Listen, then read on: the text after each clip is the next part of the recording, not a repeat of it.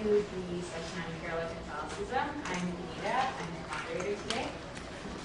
Today we have the pleasure of having Jaisy Joseph from Harvard Divinity School and Abin Kuriakose from the College of Commerce at DePaul University. Jaisy Joseph is a Master of Divinity student at Harvard Divinity School. Her main areas of academic interest are the history and theology of pre-colonial Christianities, particularly those that developed outside of direct Roman influence, Syriac, Coptic, and Greek. She's interested in how the migration of Eastern Christianities enriches and challenges notions of Christianity in the United States. Jaisy authored The Struggle for Identity Among Syro-Malabar Catholics, a text presently used in Sunday school classrooms to teach the emerging second generation of Syro-Malabar Catholics about their history. At the Pluralism Project, Jaisy is conducting research on the encounter engagement between Eastern and Roman Catholic Christianities in Greater Boston with a case study initiative and the World Religions in Greater Boston resource. Now we invite Jaisy to give the presentation.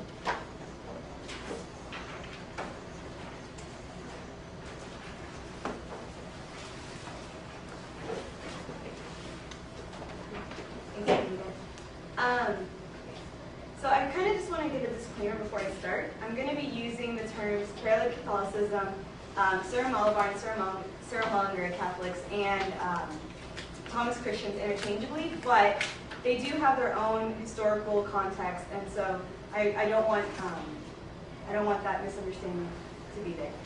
So the title of my presentation is The New Catholicity, an Eastern Catholic Perspective. About 15 years ago, Dr. Robert Schreiter wrote a popular book titled The New Catholicity, Theology Between the Global and the Local, in order to discuss how the Church should respond to the particular challenges of globalization in our time. With the increasingly interconnected nature of political, economic, and social life of all peoples, he describes how globalization is the extension of the effects of modernity to the entire world and a compression of time and space, all occurring at the same time. While our present-day situation has positively contributed to an increased material prosperity, better health care, expanded opportunities for formal education, and liberation from traditional constraints, this reality has negatively devalued personhood by defining it as one's capacity to produce and consume material goods, eroded or relativized values, and offers a progress that provides no telos or purpose. In response to the negative effects of globalization, Schreiter asks a very important question. How can the Church respond to the particular challenges of our time? Reflecting upon this question, he argues that the Church should be able to draw from its own theology and resources to find answers. Catholicity, as one of the four marks of the Church proclaimed in the Nicene Creed, therefore becomes the avenue through which he articulates his vision for the Church. Moreover, he suggests that reflection on the marks of the Church is usually at its keenest in times of change, conflict, and transition. For example, he cites how the holiness of the Church was disputed between Augustine and the Donatists in the 2nd century, and the apostolicity of the Church was questioned by Protestant reformers in the 16th century. Thus, he believes that it's not surprising that in a time of instant communication, unprecedented migration, and emerging consciousness of a world church, we are now examining the nature of Catholicity. Historically, this term has had multiple meanings, including universality, orthodoxy, geographic extension, and juridical unity. Without negating these meanings, Schreiter continues to ask, what does Catholicity mean in a globalized world? To answer this critical question, he advances a renewed and expanded concept of Catholicity that can provide a theological framework out of which the Church might understand itself and its mission under changed circumstances. He bases this new vision upon Siegfried Weidenhofer's definition of Catholicity as wholeness and fullness through exchange and communication. Without wanting to undermine the value of this larger project, which seeks to answer the negative consequences of globalization, I want to reflect further upon Schreiter's concept of the new Catholicity from an Eastern Catholic perspective. By doing so, I hope to broaden the conversation about what Catholicism, especially American Catholicism, can look like in the 3rd millennium. He is absolutely correct in highlighting how globalization, through mass communication and migration, has enabled people to encounter one another in unparalleled ways.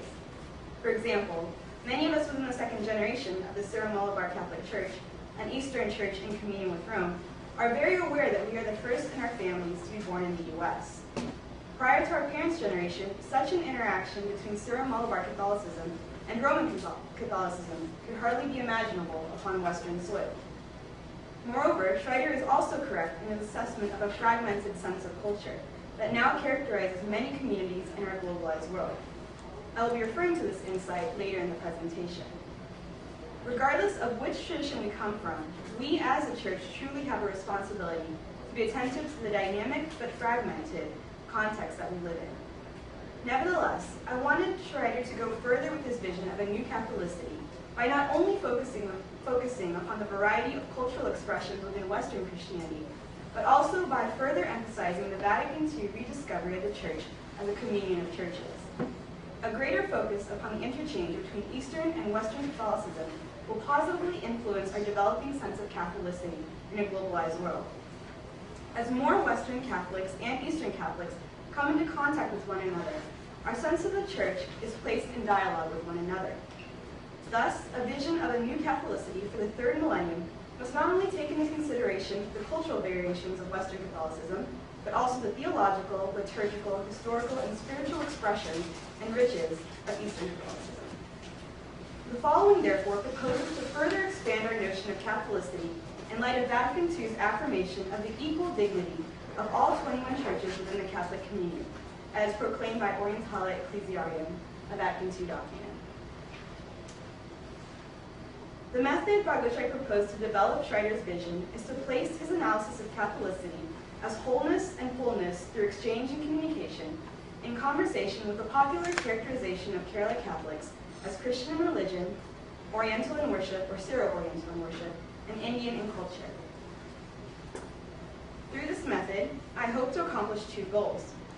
First, by drawing parallels between Schreider's vision and his characterization of Kerala Catholics, I hope to briefly introduce you to both Syro-Malabar and Syro-Malabar Catholicism, two forms of Syrian Catholicism that originate from Kerala, India, and now form the worldview of its diasporic communities.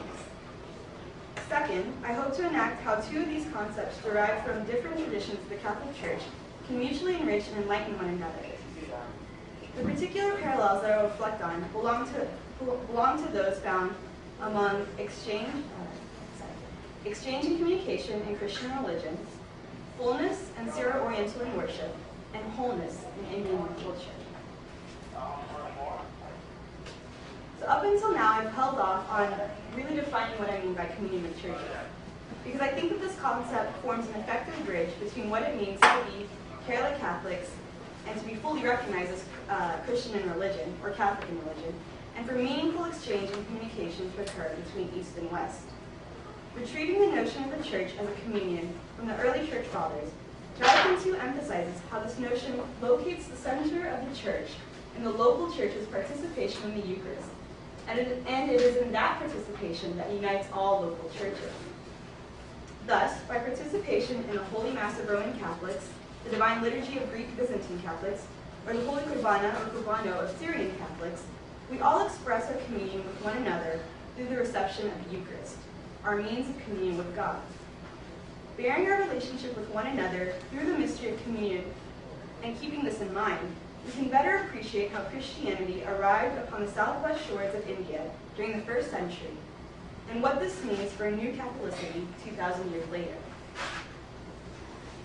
Syro-Malabar and Syro-Malabar Catholics, along with other communities that have broken from the Catholic communion in reaction to European colonization, are collectively referred to as Thomas Christians.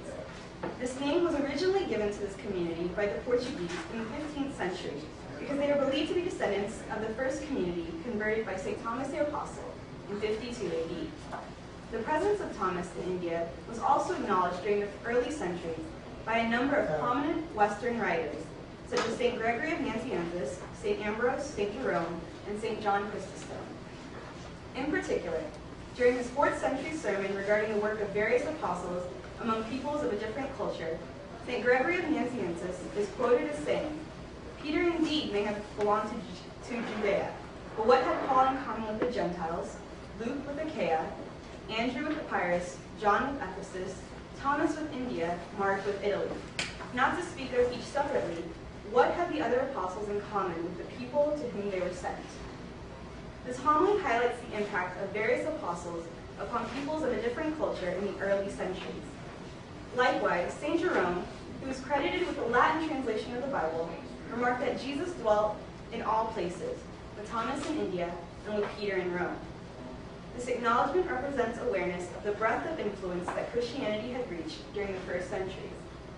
In South India, there are two strong living traditions along opposite coastlines of the subcontinent that complement each other well and give a fuller story of Thomas's mission in India. The first narrative, or the major narrative, that has been passed down from generation to generation, states that in 52 AD, St. Thomas came to the Malabar coast through the sea routes of the Silk Road.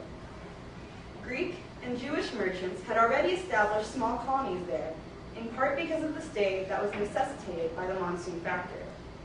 The traders from West Asia moving to Southeast Asia had to halt at Malabar for a considerable period of time until they got favorable wind for their voyage to the Bay of Bengal. It is believed that while Thomas may have initially arrived in Malabar due to his contacts with the small, established Jewish community, he also spread the gospel among many indigenous people of this area. Before moving to the southeastern coast, Thomas established 7 churches on the Malabar, or southwestern coast. They still exist today. The remainder of St. Thomas's work in South India is recorded on the opposite coastline. The tradition is centered on the town of Mylapore, which has been venerated by pilgrims and travelers as the tomb of St. Thomas throughout the centuries. 2 pilgrims who give vivid accounts of their visit include St. Gregory of Tours and Marco Polo. With the arrival and aid of Syrian Christians who were fleeing persecution in Persia in the 4th century, this apostolic community was able to thrive in unity among their Hindu, Buddhist, and Jewish neighbors for more than 1,000 years. Despite their ancient apostolic heritage and ecclesial relations with the Syrian hierarchy, the first major encounter between Western Christianity and the Thomas Christians did not fare well. In 1500, the first Portuguese missionaries, following the route discovered by Vasco da Gama in 1498, came and were pleased to find a thriving Christian community in the Malabar. Because the community already enjoyed a high status within society and were respected by their neighbors as both valiant warriors and successful merchants, the Portuguese found it to their advantage to establish a solid relationship with their fellow Christian brothers and sisters. Nevertheless, as the desire for greater control over the lucrative Malabar pepper trade entered the agenda, the Portuguese began to gradually enforce their ideologies and religious particularities upon this community. Fresh from the Protestant Reformation and the Counter-Reformation of the 16th century, Roman Catholic Portugal firmly believed in using any means necessary to implement the decisions of the Council of Trent. While this mindset may have been more appropriate as a reaction to the Protestant situation arising in Europe, it unnecessarily biased the observations of the Portuguese missionaries in search of errors and heresy. More importantly, it motivated them to disrespect and ignore the separate apostolic heritage and context of the Thomas Christian community. Erroneously believing that the only legitimate expression of the Catholic faith was through the Latin tradition, the Portuguese slowly began to apply pressure in favor of what became known as Latinization. The initial stages of Latinization involved sending Malabar boys to Lisbon to become priests of the Western tradition. The Portuguese continued their undue intervention by trying to replace the Syrian ecclesiastical discipline with Latin customs. Such incidences included forcing them to break their strict fasts by consuming wine and fish. The culmination of Latinization occurred after the arrival of Archbishop Alexis de Menezes in 1598. He launched a massive campaign for the Latinization of Thomas Christians by initiating the Synod of Edinburgh. Lasting from June 20 to 27, 1599, the Synod enabled Menezes to pass nearly 200 decrees that ultimately distorted the doctrinal, liturgical, moral, disciplinary, and social matters of the Malabar Church. In the name of removing errors, these decrees simply made the community conform to the Latin Church. The Thomas Christians felt deceived by the entire process. Nevertheless, many of Menezes' actions were later judged as illegal according to church law on several accounts. In his 1894 letter, Orientalum Dignitas, Pope Leo XIII made it clear that any Latin Rite missionary, whether the secular or religious clergy, who induces with his advice or assistance any Eastern Rite faithful to transfer to the Latin Rite, will be deposed and excluded from his benefice, in addition to other punishments. While it is argued that Rome has always maintained a stance of respecting the Eastern churches, the particular Portuguese Latin churches, under the colonial system, followed its own agenda. It is now recognized that Archbishop Menendez did not have any legal right to meddle with the internal affairs of this community and dictate laws. The clergy of one apostolic community is not allowed to make changes and claim jurisdiction over another apostolic church. Therefore, Archbishop Menendez clearly acted against the official stance of the Universal Catholic Church, which recognizes the Latin Rite as only one among many rites. While using this pretext of purifying the Thomas Christians from errors and heresy, Menendez imposed laws upon the community that greatly diminished its identity and character as an equal and distinct expression of the same faith. The particular historical episode provides powerful lessons that should not be ignored within a renewed and expanded understanding of Catholicity. First, the term Catholic has always encompassed more than Roman or Latin. The Portuguese, zealous in their desire to spread the faith and colonial power, were misguided in their view of Catholicism. Unfortunately, the misguided view of the colonists led to dire consequences for the ancient Christian community of the Malabar. Irreparable damage was made as different factions within the Thomas Christian community reacted to this disgrace. Many severed their communion with their fellow Thomas Christians and with Rome in response to this colonial subjugation. Second, Kerala Catholicism is not a product of Western colonial mission, but was actually distorted by its Latinizing intervention. It is an apostolic tradition that stems back to the preaching of Thomas the Apostle. Third, because the West could not accept the Christianity found upon the Malabar shores as authentically Christian religion, mutual exchange and communication was impossible. Finally, with a renewed understanding of the Church's communion in a post-Vatican II era, we must not repeat the mistakes of the past. Rather, we must truly practice Catholicity by being in communion with one another and being receptive to our own and others' histories, theologies, spiritualities, and practices. The second parallel that I want to draw deals with the orthodoxy of Schreider's New Catholicity, or the fullness of faith, and how this relates to what Kerala Catholics mean when they claim to be Syro-Oriental in worship. The term Syro-Oriental is used to emphasize where this community lies in terms of recognition within the history of Christianity. Dr. Sebastian Brock, a world-renowned Syriac scholar, argues for a greater understanding of the critical role that Syriac spirituality has within the Christian tradition. While Latin and Greek Christian traditions find expression in non-Semitic languages and westernized thought forms, Syriac spirituality is the only representative of the Semitic world out of which the Bible sprung. Therefore, we must recognize that Syriac Christianity is distinct and has its own particular contribution to make to Christianity as a whole. One might ask, however, how did Syrian Christianity reach Kerala?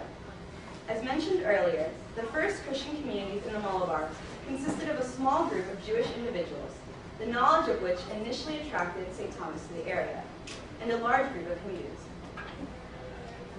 First, the apostle most likely communicated to these individuals in Aramaic, which was not only the language of Jesus, but also the most popular commercial language of the East, and therefore the one most frequently used in trade.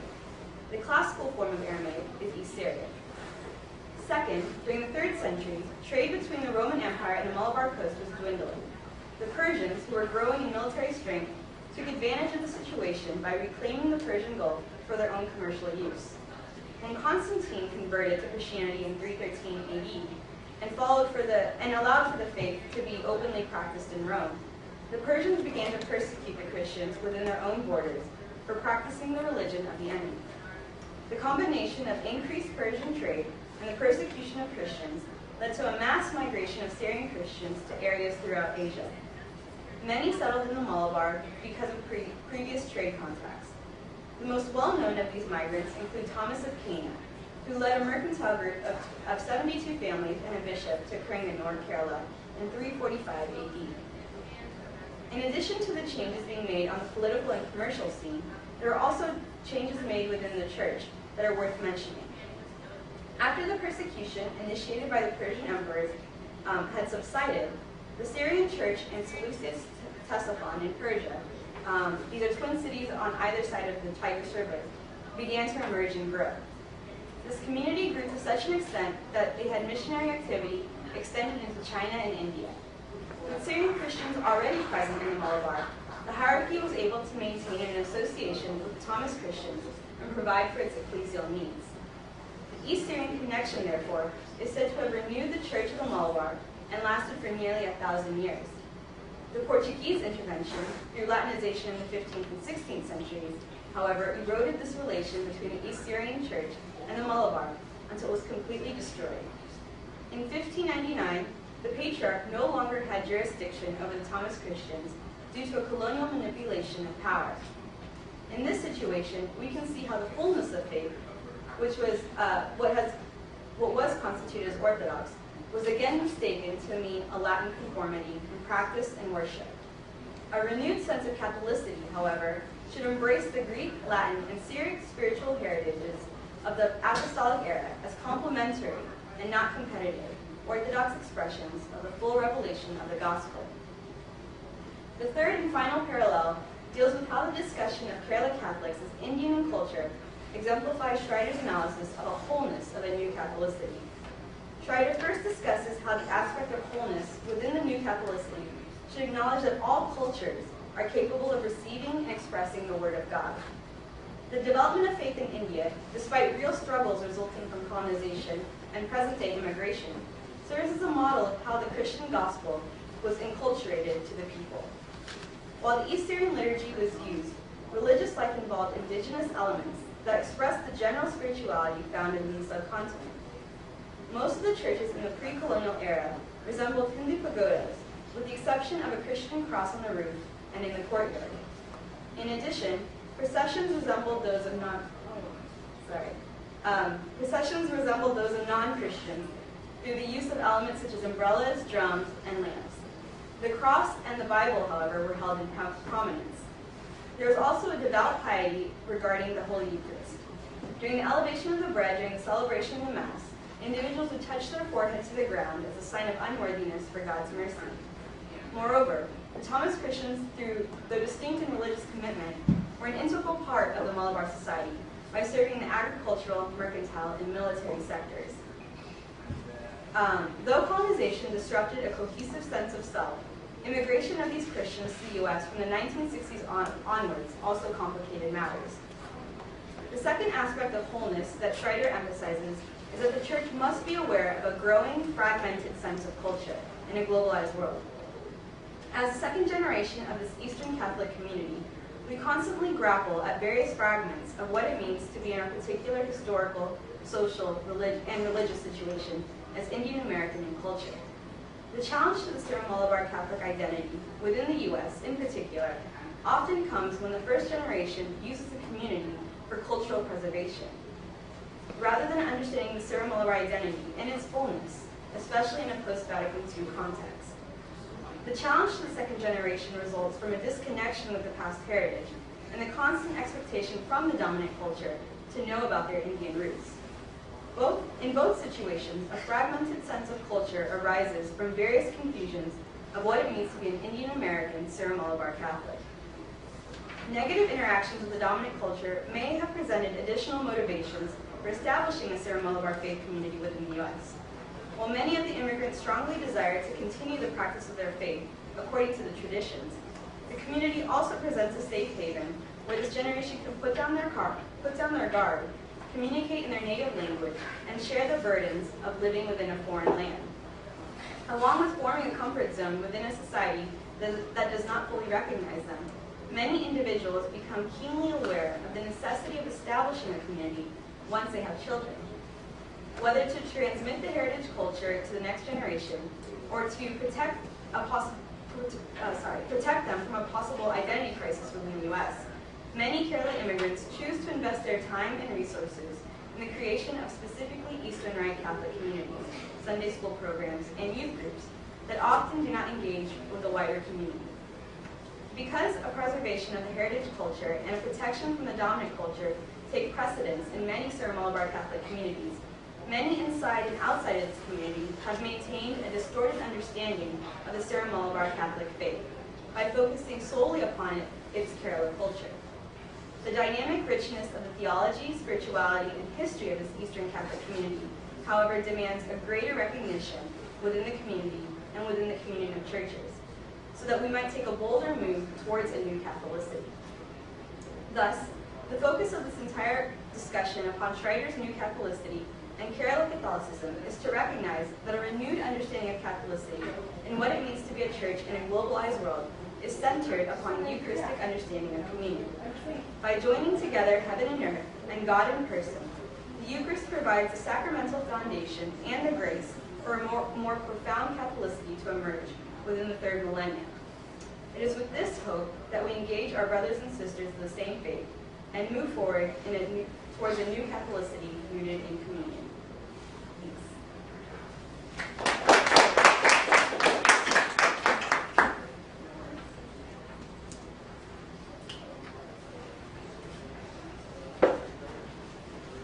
Thank you, Jaisy.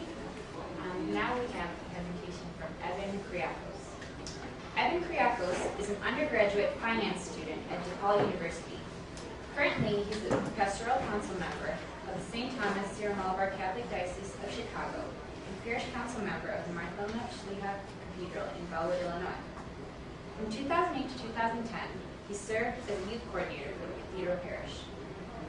Most recently, he was selected by Bishop Mar Jacob Amadia as one of the Chicago Diocesan delegates for the Third Major Archiepiscopal Assembly of August 2010. The Major Archiepiscopal Assembly is an extraordinary session of the Syro-Malabar Catholic Synod held every 5 years. It is attended by over 453 representatives, including all 47 Syro-Malabar Catholic bishops, as well as priests, religious, and lay faithful from the 14 countries of the Syro-Malabar communities. Now we invite Abin Kuriakose.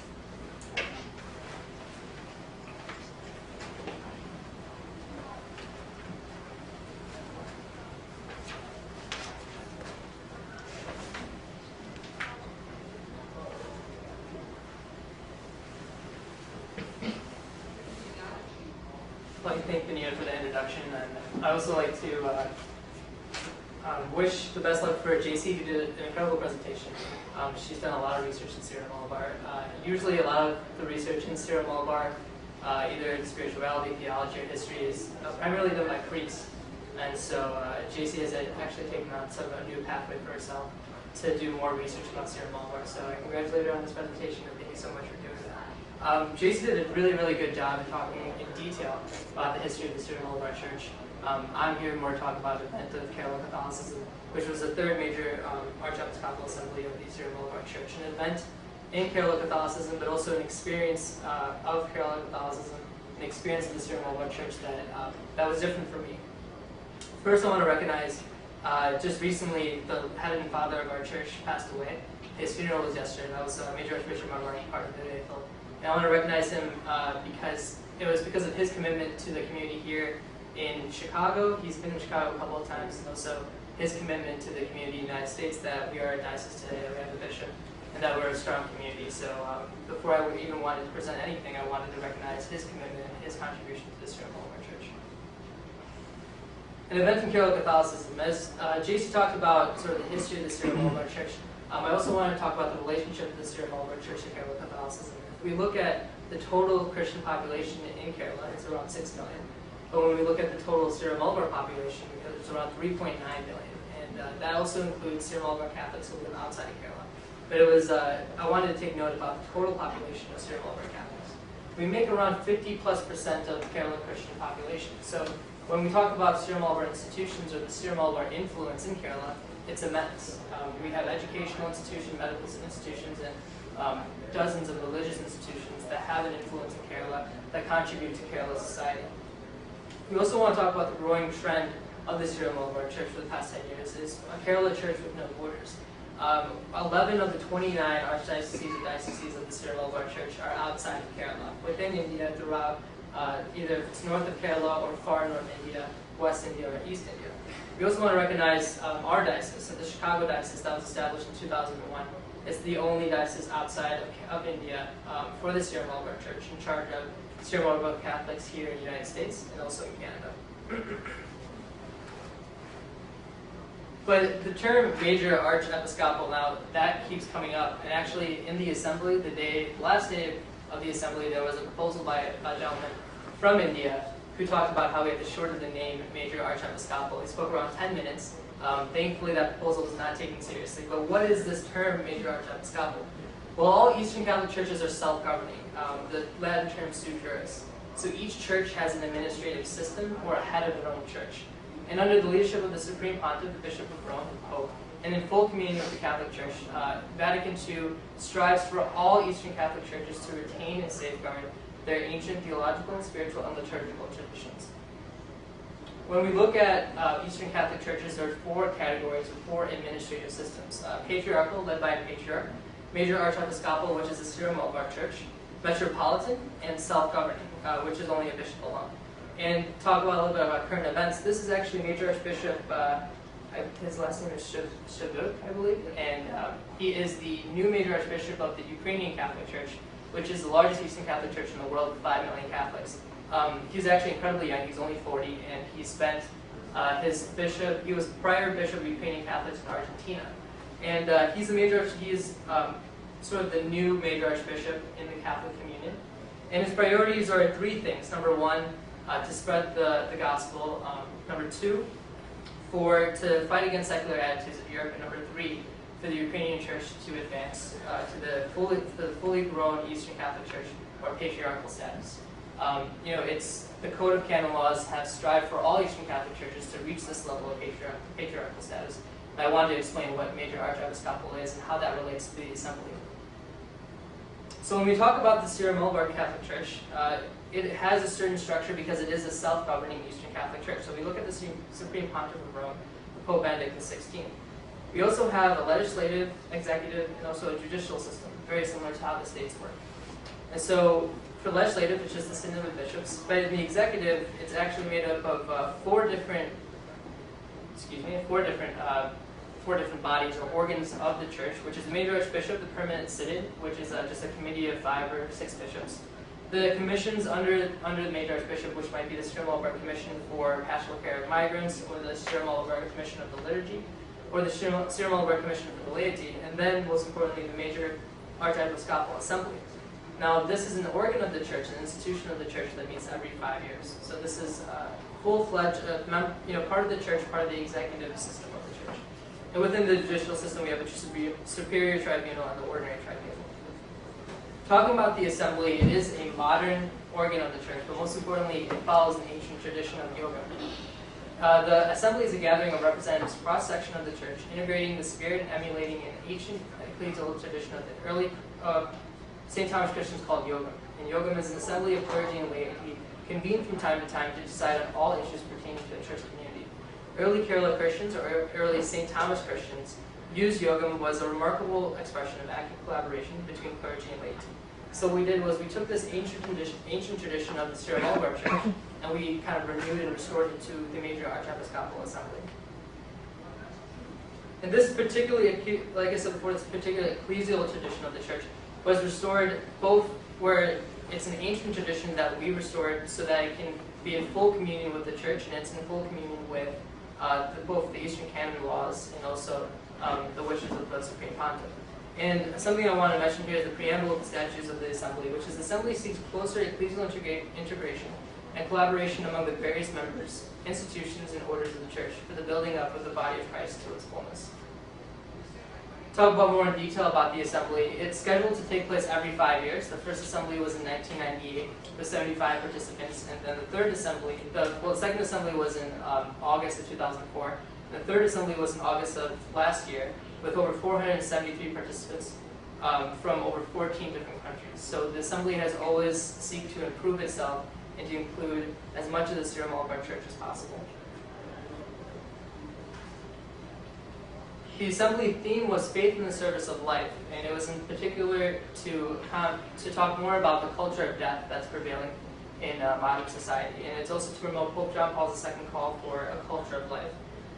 The statement from the assembly organizers: to protect and foster all kinds of life forms as responsible children of God. We didn't just limit the discussion both to abortion and euthanasia, but we also kind of expanded the conversation about environment and sort of our role as Catholics to be stewards of the environment. When we talk about the program in assembly, I didn't want to talk too much in detail about this, but kind of just wanted to show the basics of it. The assembly first started with the Synod of Bishops opening as an ordinary session, and then on the first day of the assembly, announcement was made that the Bishop Synod was going to exercise their extraordinary session. And so it was their inaugural day, the second day, third day, and final day. When each day we celebrate our divine liturgy, the Holy Kurbana, in both English, Hindi, and Malayalam, in all three languages. And then we had small group discussions and also sort of what they called 0 hour, which was a general sharing by the assembly on the third day. So anybody from anywhere could propose anything, and that would be recorded officially by the Synod of Bishops. But I didn't want to just talk about sort of each day of the assembly and what we did, but I want to talk about sort of the experiences that I had. I had 6 particular experiences that I will never forget, but I feel like truly represent the assembly. The first is the Chicago Diocese. 2011 is actually the 10th anniversary of our diocese, and we are the first and only diocese outside of India, so we're considered pioneers of the Syro-Malabar communities worldwide. Our diocese will be looked at as sort of the experiment of what other Syro-Malabar communities can do for their pastoral care. And what's most important was the conversations that I had with various people, especially a lot of the Syro-Malabar communities who were strong and large in number. Many of them wanted to talk to us from the Chicago Diocese to see how we were operating outside of Kerala, how we were operating outside of India. You know, we are a church of Kerala Catholicism, but how does that operate in the United States, where there should be a balance of both American and Indian culture? The second experience was Hindi only. So I was part of small group discussions, and I was so out of place. Everybody else was Indian or born in India, and I was the only one that was kind of born outside of India. So I have a Western accent, I completely Westernized, and when I joined this group, it was Hindi only, and everybody was from North India. And my parents are both from Kerala, but everybody here in this small group discussion was North Indians. So it was led by the Bishop of Chanda, which was the Midwest India. All the group members only spoke Hindi, and this is kind of difficult for me because I already felt out of place, and I felt even more out of place in the small group discussion. But it was I was sitting down, and the Syro-Malabar director of the New Delhi missions, he nominated me to be group secretary, and I said I don't know how to speak in Hindi, and I told him that I couldn't really join your discussion, but he said, okay, we'll translate for you, everyone will speak in English. And so when we talked and had this discussion, it was pretty amazing that the challenges of the church were same regardless of location. No matter if I was in Chicago or if we had problems with our Syro-Malabar parishes in New York or New Jersey, no matter if the people in my small group were part of West India, North India, or wherever they were from, the challenges of our church were same in common. We had problems with our youth groups, problems with families leaving the church, problems with families, either engaging in birth control, or problems of our communities kind of struggling with Catholic values. It was pretty incredible, and I remember right next to me is Victor. Victor is from this area, Chanda, and we have nothing in common.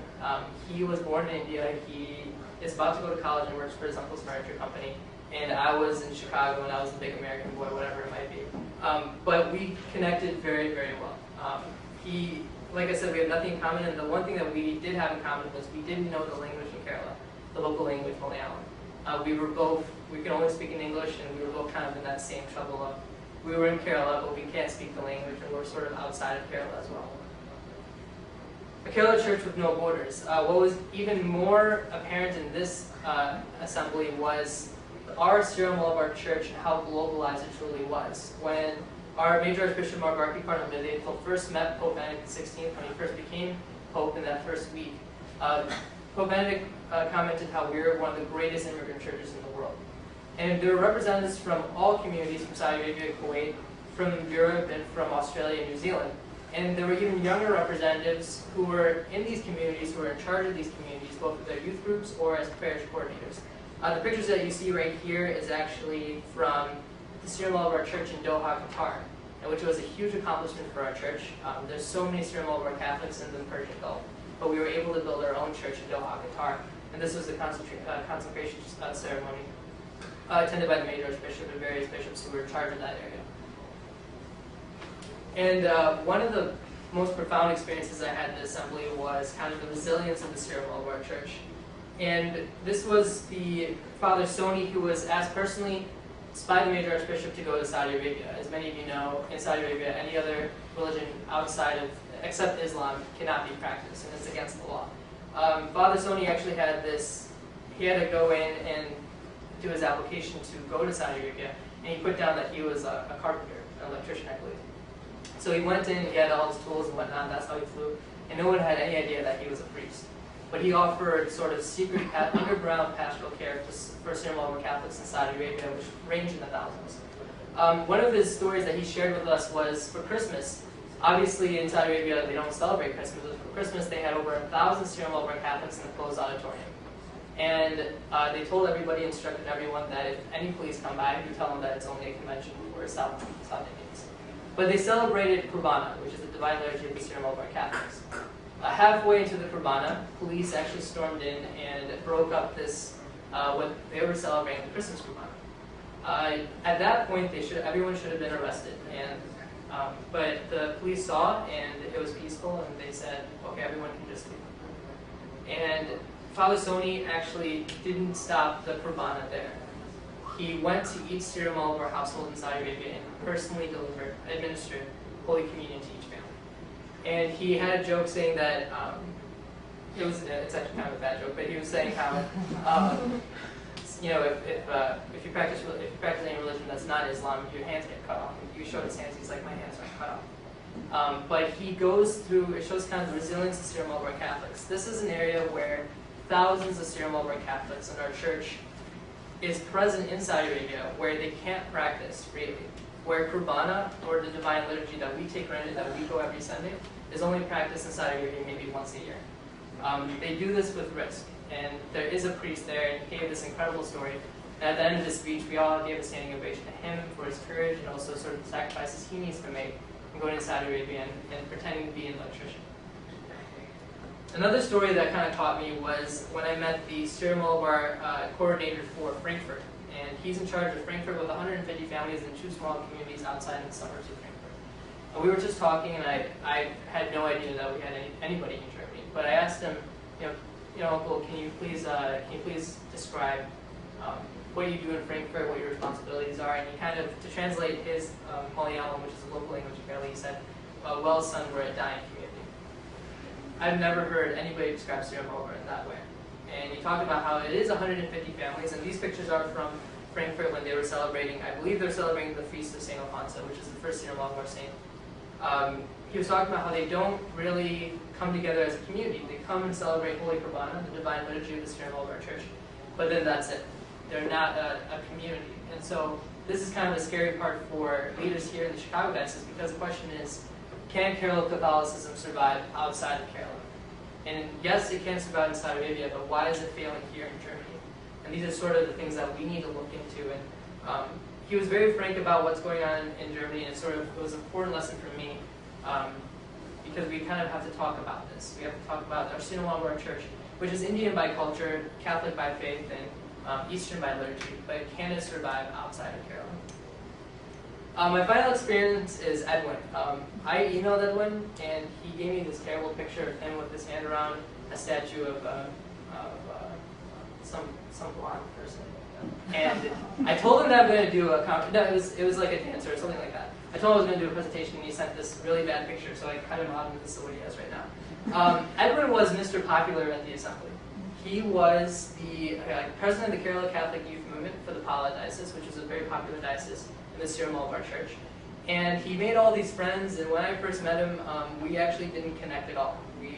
I sat right next to him, and I was kind of getting annoyed at him, he was getting kind of annoyed at me, and we didn't connect or anything.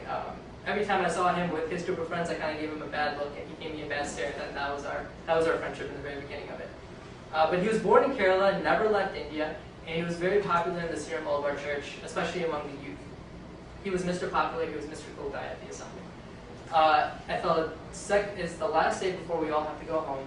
I'm eating dinner with some of the youth, and he comes by and he says, he says a joke in the local language, Malayalam, the local language of Kerala.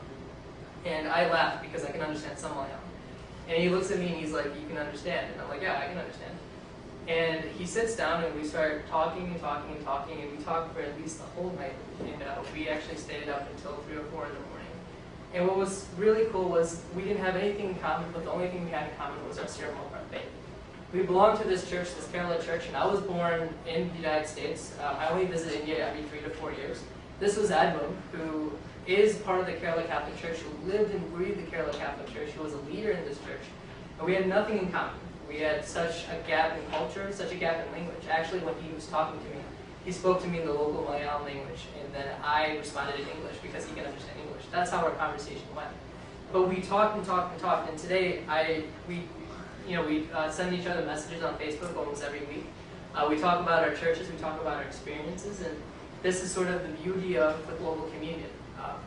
Even though we're far apart, even though our cultures are such a huge gap, even though we have nothing in common, how we kind of hated each other for the first couple of days, we still kind of found each other our sort of brotherhood in Christ in the Syro-Malabar Church.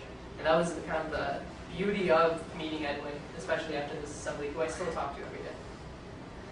When we talk about the Syro-Malabar Church, and especially this assembly, it's an event of Kerala Catholicism, but I'm going to kind of refer back to the letter I sent to my bishop of December 2009. I wanted to go to this assembly, but I didn't think I was going to get the chance. And what I did was I wrote to the bishop that, many people might see the weakness that I am born here. I was born here in Chicago. I only visit India every 3 to 4 years. I don't know the local language, but I'm still a very proud and loyal Syro-Malabar Catholic. When I wrote that letter in December, I talked to Bishop in April and May of 2010, and he said, yeah, I got your letter, and that was it. And then I was scared, and I thought, okay, yeah, I'm not going. But it was later in the summer, in June, where Bishop told me, yeah, you were just elected to be part of this assembly. Because Kerala Catholicism is a church based in Kerala. It, of course, has a very unique identity, but it's a church that, Syro-Malabar Church especially, that is globalized. A church that, where the seed of faith was planted by St. Thomas the Apostle in Kerala, but where fruits are being bared in almost everywhere. It's truly a miracle how Kerala Catholicism kind of flourished outside of India, and it continues to flourish today. And this is the 3rd major archiepiscopal assembly, but at the 4th, which will be 5 years from now, we hope that at least one more diocese will be outside of India, that more people will attend who live outside of India, and that we kind of truly see the face of the Syro-Malabar Church, which is, yes, both linked to the Kerala Catholicism, but also very global. Thank you.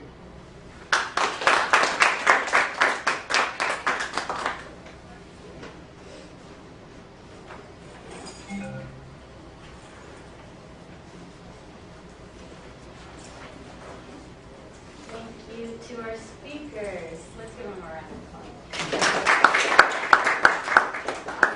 Now we have quite a bit of time for questions, so we'd like to open up questions to the speakers from the audience. Pretty small groups if there's someone raise their hand. Yeah.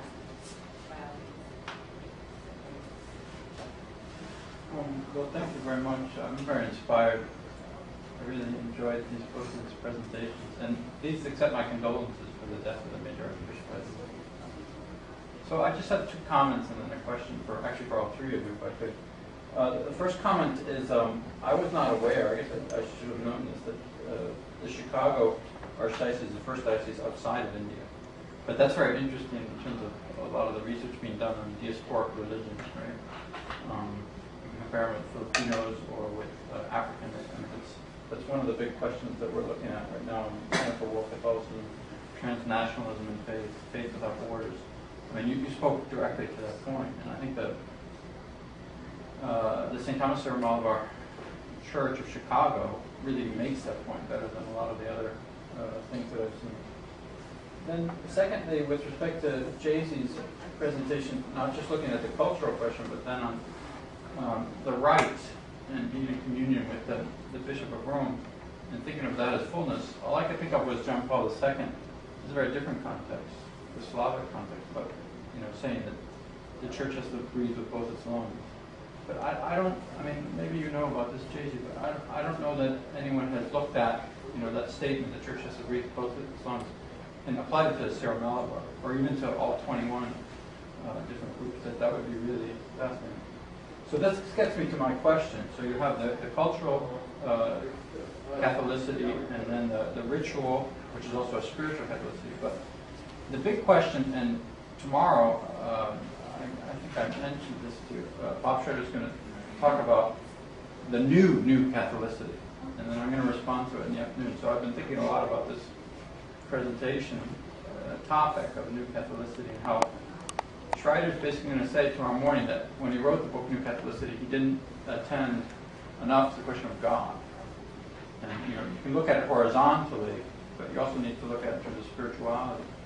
And so my question, since all three of you have researched this, is how does the Kerala contribution to a global communion of spirituality, how is it a distinct view of God?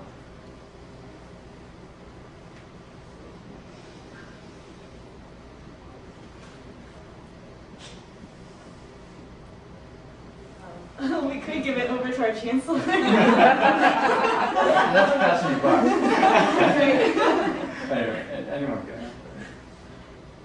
I honestly think, just speaking from my own experience, we were talking earlier about how, so Abin was mentioning that when they were thinking about building the cathedral, they were also thinking about building a Syro-Malabar school, a Catholic school, and sort of how that would, enrich our church and everything. But I think that right now, at least our generation is really confused about what exactly is the distinct spirituality and theology. We're really trying to figure out what that means. So that obviously means that we don't know if it should, or I actually wonder if it should be discussed in a context of distinctions, but really like what's going on in terms of how we approach communion and how we experience the Eucharist and the liturgy, and maybe that being how we understand our relationship with God and our approach to God.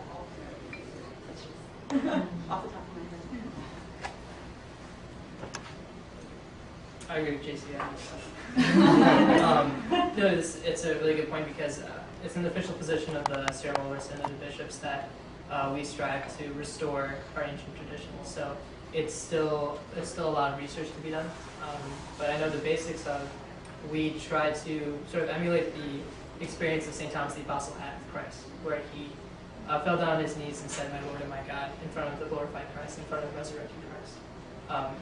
So when you look, I know when I was reading books and different articles, they'll talk about how our liturgy has a very heavy emphasis on resurrection, or the resurrected Christ.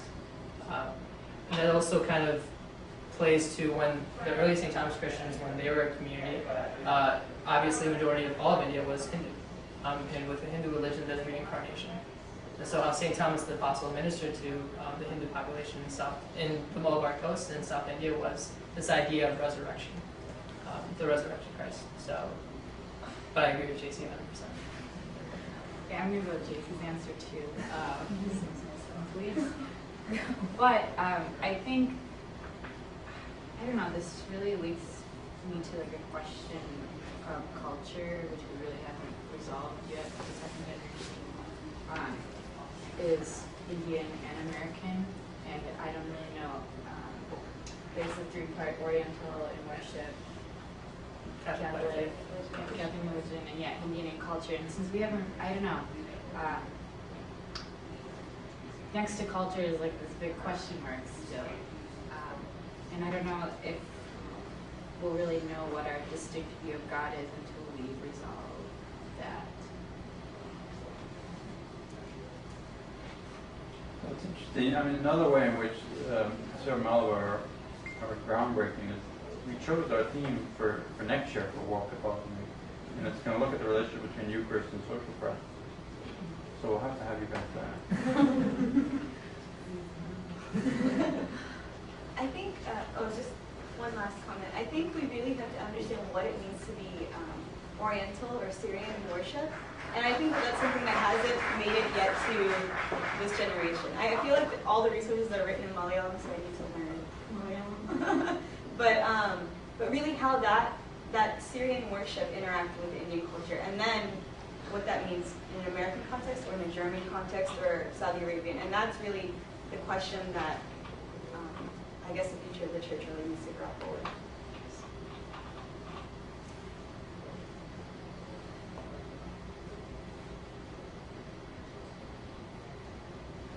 What about from the standpoint of celebration?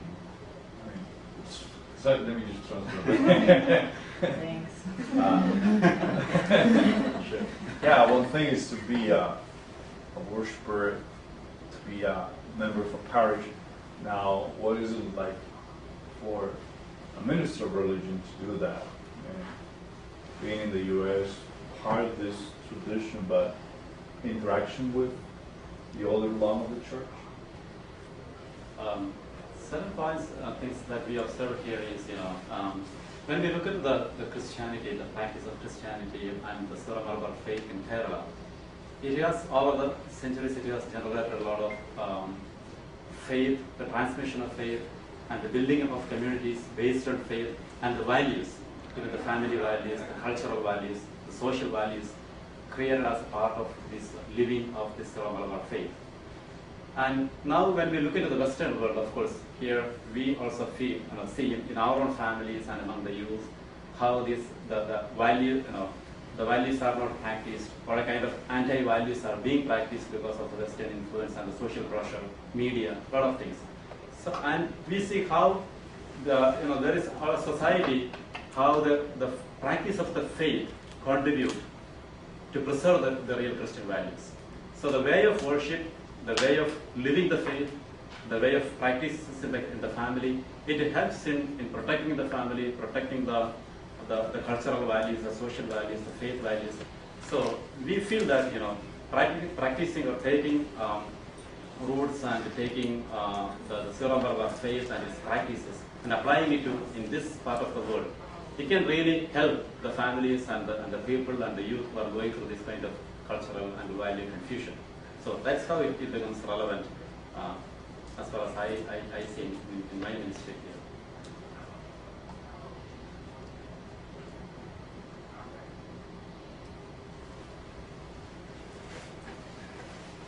Is there any discussion, say, like the German compared to the American, compared to the South? In other words, the different diaspora communities, discussing the different applications. In all the diaspora community, practically the general people are going through the similar difficulties in their, whether it is their family or faith, or the society, because the parents are born and brought up in India, the children are born and brought up here. There is a cultural crisis even within the family itself, among the persons here. Sometimes the parents are not able to understand their children, and the children are not able to understand their parents. So it's one thing that the faith and the culture or the practice of the faith here, it is a point where the family come together. So the values that we take from the faith, it provides to a great extent the confusion and the crisis that they are going through. In that aspect, I think here in Germany or whatever diaspora community, they are all going through the same experience. Also, the Syro-Malabar Church has its own commission for pastoral care of migrants, and I truly believe that in the past 5 years, the commission has been more proactive in reaching out to all the communities, no matter where they are, and kind of collecting research and conducting workshops and seminars about Syro-Malabar communities outside of India, outside Canada. What is the kind of overall pattern of migration now? Because I remember, I think Benita or Abin, you were telling me that it was only about, 15 or 20 years ago that there was a big influx in the U.S. because of nursing or something like that. What kind of patterns do you see now in terms of global movement of Kerala? Yeah, it's still professional. It's not like a builder book. The numbers are coming down. People are staying more because of economic crisis, or? Economic crisis, yeah, and there are new job opportunities coming in India itself. A lot of migration laws are against hiring new professionals from here. So this all affects. And also from our community, we see a lot of missionaries going to different parts of the world. Like so many priests from India is in US. So many religious congregations as well as the diocesan priests. Earlier missionaries from the West used to come to India. Now there are so many missionaries going from India, even lay people. This funny, turns out I was in Assisi. I had to give a presentation on the center here at DePaul to these 300 religious on creation. And I met a sister from Kerala. I said, oh, I have to tell you the story about Bellwood. And they're Syro-Malabar. And the sister, she's Syro-Malabar, she's Syro-Malabar. Yeah, practically every home in Kerala has a priest and sister. It's true. Very rich in vocations.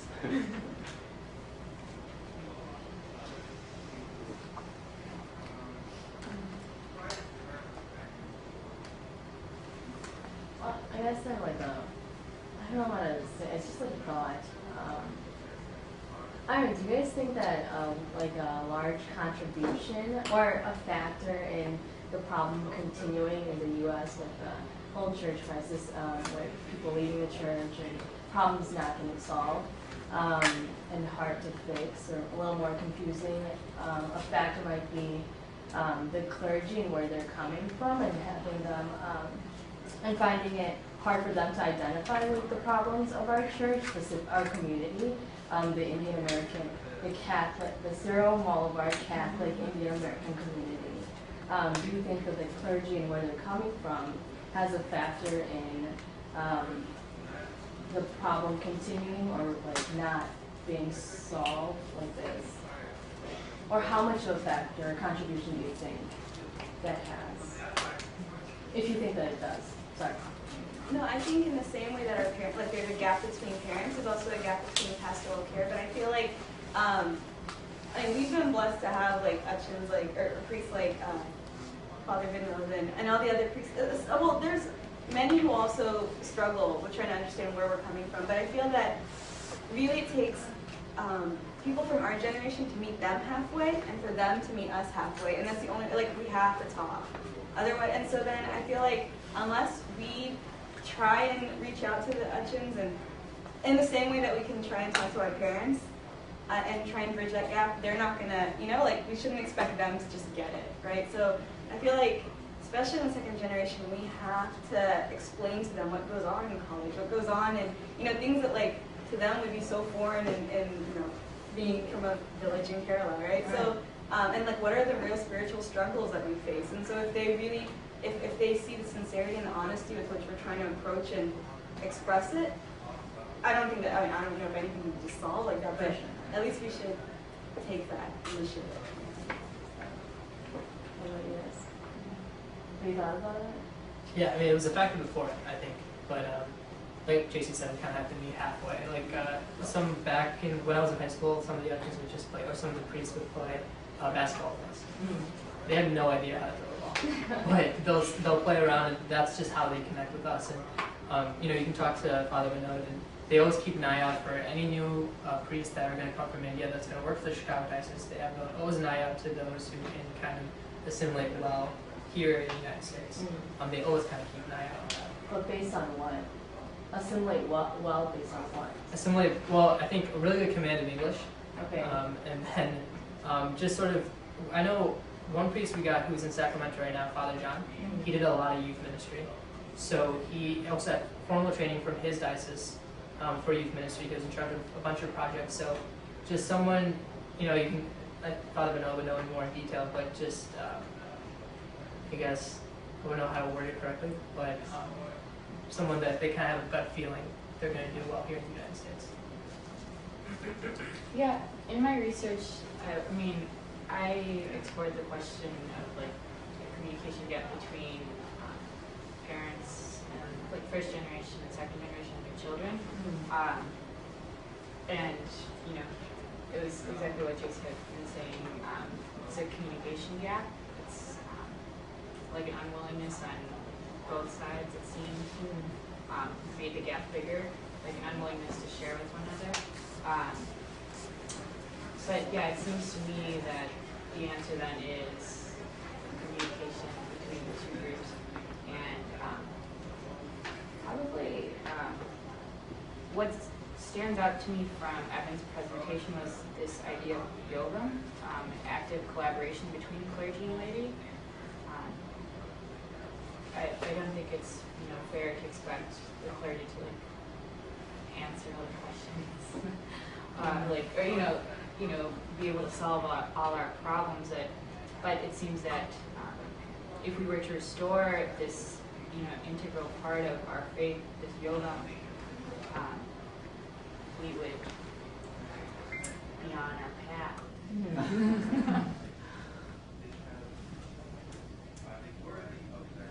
I think also, at least in the past 10 years, we've been most of our priests have been so focused on trying to build the community. And we know that whenever you ask any families for money, a lot of politics happen, right? So then it seems as though a lot of the priests, their time gets so consumed with just normal church politics in a way that hopefully when our diocese is more established, time gets freed up, But until then, I somewhat believe that we might have to take responsibility for,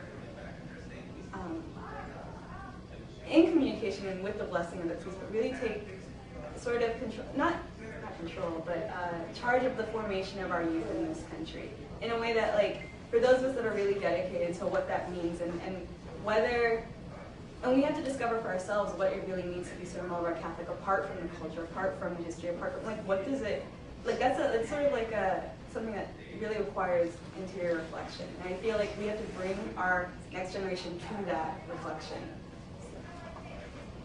And that's one of the major crises we also face in our pastoral ministry too, because looking into the Kerala clergy and the church, all the clergy are trained in Kerala, in the local. Of course, we learn English in the academics, but not in communication and stuff like that. And there are a lot of clergy from the Syro-Malabar Church, but they are all trained in the Latin seminaries and working for the Latin congregations and for the Latin missions. So they don't have any idea about what Syro-Malabar. They are from Syro-Malabar Church, but because of this Latinization process and stuff like that, they don't have much idea about what Syro-Malabar faith and what its unique identity. So that's one of the major crises even we face within Kerala Church, because as the church is expanding outside Kerala, how to address this issue. So now the seminaries are adopting new methods and methodology, trained clergy.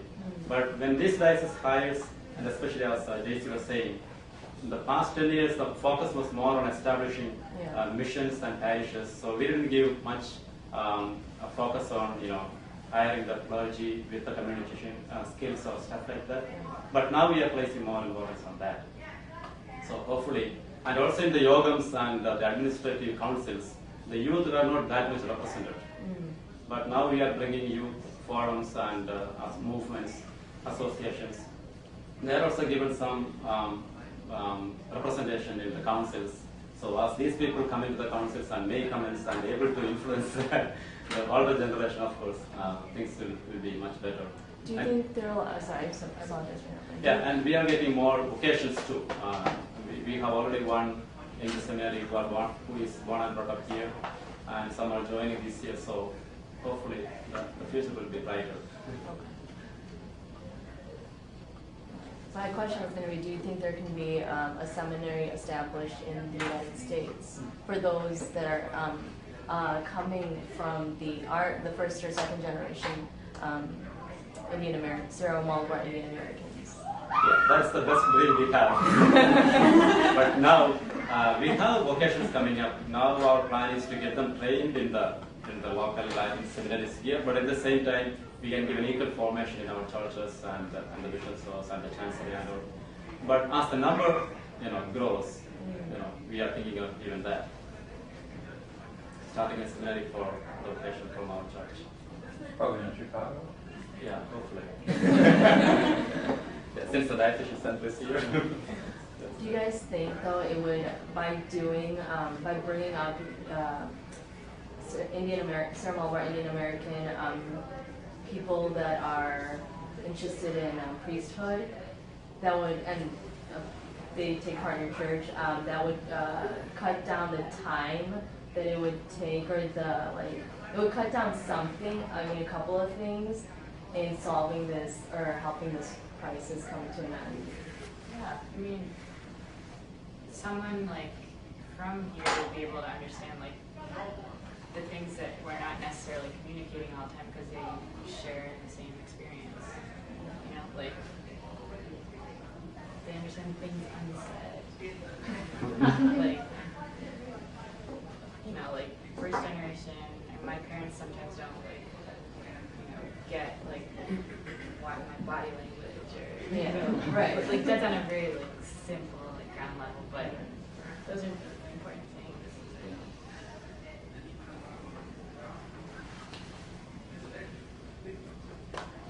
Another interesting thought, I mean, kind of parallel with this about the seminary is, you know, the Syro-Malabar in the United States and education, because obviously there's a very strong track record there. And you could think about it like Catholic universities where it's just for professional training, career training, but in terms of the other dimension about whether there should be more emphasis at Catholic universities on Eastern spirituality, and I mean, obviously classes on Syro-Malabar would be great, but I mean, just thinking more broadly, what, because all three of you have been educated in the United States, what would be the kind of task for Catholic education in terms of, say, the Syro-Malabar population? Like I remember when I went to Catholic school from until 8th grade, I remember being extremely confused about why I was going to Roman Catholic school Monday through Friday and what was this, you know, unique expression or whatever this was on Sunday that I attended, you know, and how to communicate that with my, like I think that it was mostly the fact of a lack of recognition that made it so confusing from my fellow Catholics, you know, and I remember we were in 8th grade or whatever, we had one little paragraph that said that, and there's 21 other rites in the church. And then it went back to everything else. And I like sat there, I remember sitting there looking at that paragraph, I'm like, that's all we get. Like, that's it, you know? And not that like, you know, not that I don't need to know my commandments and, you know, everything, all the basic fundamentals of the faith, but I think that Catholic education really has to, I guess really expand what it means to be Catholic, and really expand and build upon Vatican II's I mean, it really has been kind of, Oriental churches have really kind of been pushed aside in favor of ecumenism with, you know, Protestant churches and all that, but I feel like if we can balance the two and really, like we don't need, you know, how do I say it? Like we don't need to be tokenized or anything like that, but I feel like as long as Catholicism is no longer equated with just Roman Catholicism, I think Catholic education has done its part. But that's just my take. One time, me and Benita were trying to host, for all the college students here in Chicago, the Holy Qurbana, to have our priests come from the Bellwood Cathedral to celebrate Qurbana here on Sunday. I was talking to the pastor at Vincent de Paul, he's not here anymore, but I told him that, you know, we're from the Syro-Malabar Catholic Cathedral, and he responded, "What's that?" And then I said, then I kind of explained it to him, and I said, well, what we want to do is we want to celebrate the Syro-Malabar Catholic Qurbana at St. Vincent de Paul. And he said, well, as long as it's Catholic, please, you're more than welcome to. Now, Jaisy actually mentioned this in the presentation. You know, that's just not the one incident that happened last year, but this has been going on since we were kids. I had to do a separate confirmation at the Syro-Malabar parish. When I was in Catholic school, everyone did confirmation at my Catholic school, St. Hilary's. I did confirmation at Syro-Malabar parish. Now, if I were to explain what friends with Syro-Malabar Catholic means, they would think I was something else. But you know, we kind of have to deal with both. You know, we're born here in America and balance both the American and Indian culture. And then second, we're Syro-Malabar Catholics, but people don't think we're Catholic. It's very interesting. Here, teaching Catholic studies courses at the fall, I mean, we take great pride in our diversity, blah, blah, blah, but this Eastern Christian isn't talked about as part of the diversity, but in the Catholic studies classes, there's a lot of Orthodox students. And they sign up for Catholic studies because there's no Orthodox classes. And I let them write papers about Orthodox questions or something like that. But it's very, so if you put the Syro-Malabar together with the Orthodox, you'd have a kind of an interesting flank. Just in terms of presentation at a place like DePaul. I mean, I'm not saying anything against meeting the Bishop of Rome, but if you thought about it that way, you know, who are the Eastern Christian at DePaul, you'd have a sizable percentage. But sometimes the Orthodox also have identity questions. I had a woman come into my office and want to talk about her background. She said, my parents are both Moroccan. I said, oh, interesting. And what's your identity in terms of Christianity? He said, well, I always went every Sunday to Mass in Arabic. And what are you? She said, I'm not sure. But that's not a big deal. And I think the way, I mean, I've read this before, but the way that the Catholic Church treats the Eastern Catholic Church is really an example to Orthodox of what it will look like if they were to join full communion. And like, I think that in itself says a lot as far as healing all this fragmentation that's happened historically. So maybe it starts in the universities.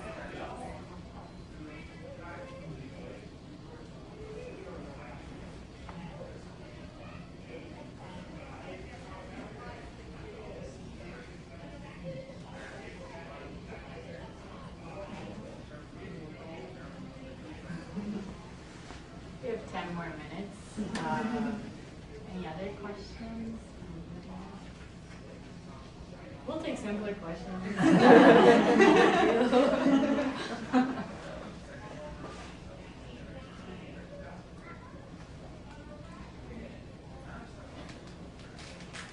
I just have a question for JC. At like what moment, like, you know, I understand as we grew up, you had confusion. You mentioned that you had confusion and things like that. At what moment did you start wanting to do a research about Syro-Malabar?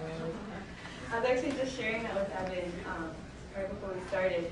But I remember when I was my sophomore year in college, and I was sitting in the basement studying organic chemistry, and I happened to be taking an elective in liberative theologies or whatever. And so I wanted to put aside my open book and just start reading it. And I realized, like, here I was reading, you know, Latin American theologians, Asian American theologians who are really talking about this confusion of living between two cultures, and really, like, I think it was mentioned in our earlier presentation, but like this double rejection, right? Like, you know, in America I'm seen as Indian and expected to know what all that means and what, you know, like what it means to be Syro-Malabar Catholic. Then I go to America and then I go to India and I'm seen as American, and it's like, what does that mean for me? Not really feeling sort of at home anywhere, right? So like I remember thinking about it, I'd read, but at the end of the day I was like, but still, like, I felt disappointed because it doesn't really capture the full experience of what all this means. And so then I just started. I remember some buddy gave me an article Evan wrote like a long time ago, and I was like, oh, there's one other kid in America that's thinking about this, like, let me call him up. And he must have been, you're like, what, a junior in high school? Or? High school. Yeah, and I was like, how did I get his number? I don't even know. But I was like, and I called him and I was like, do you know of any resources? Like, what can we do? Like, you know, whatever. And he like introduces me to the Liturgical Research Center in India. So I get my uncle, what is it? Oh yeah, I remember our priest went to India and I was like, oh, can you just give me any book? I'll pay you all the money, like, you know, whatever. And then he lost his luggage and he with all the books in it. So then I got my dad had to go to India for something. So I was like, okay, here's a list of books, you know, get it, and, you know, whatever. And then my uncle traveled for 3 weeks all over to like get all the books, and I just started reading. And I guess that's sort of, I feel like we constantly, up until that point, let everyone else tell us who we are, you know, or like, you know, oh, you, like, I feel like, you know, all my life I was told I'm not Latin Catholic, I'm not American, I'm not this, I'm not this. So like, for once I want to know, actually, what am I then, you know, like, what is our heritage? That's sort of motivated it.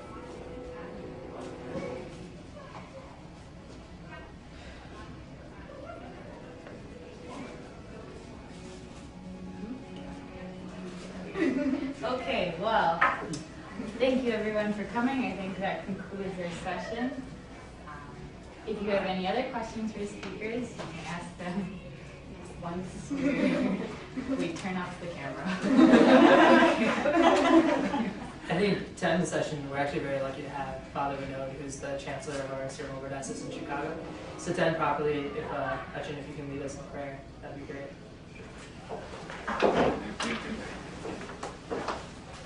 In the name of the Father, and of the Son, and of the Holy Spirit. Let's pray the our Father together. Our Father, hallowed be thy name. Thy kingdom come. Thy will be done, on earth as it is in heaven. Give us this day our daily bread. Forgive us our trespasses, as we forgive those who trespass against us. Lead us not into temptation, thank you for this wonderful opportunity where we come together. And we learn about the different expressions of the faith that we have received from our forefathers. Lord, we thank you for the different expressions of faith, how beautifully you are drawing people to yourself who are coming from different backgrounds. And in the community of churches, we get a foretaste of what heaven is. Lord, you have beautifully arranged everything that we can always take our life context, our experiences, our learnings, whatever that we are going through, into you through the expressions of this faith, the faith. Lord, give us the courage, the conviction in faith, so that we can all be united, even though we are sometimes divided. Sometimes we are not able to understand each other. Sometimes we carry different ideologies and different expressions. But in faith, we all come together and we realize that you are our Father and that you always take care of us. Lord, bless everyone who is working towards this greater unity. And especially we remember our heavenly, our Pope, who is guiding and who is symbol of this unity. And all the missionaries around the world, all those who are working towards the unity of these expressions of faith. And Lord, in a very special way, we ask for your blessings upon the speakers and all those who are present here, so that we can all carry this beautiful message of unity into our lives. Mother Mary, help us through your intercession before your Son, Lord Jesus Christ. Hail Mary, full of grace, the Lord is with you. Blessed are you among women, and blessed is the fruit of your Jesus. Holy Mary, Mother of God, pray for us sinners, now and at our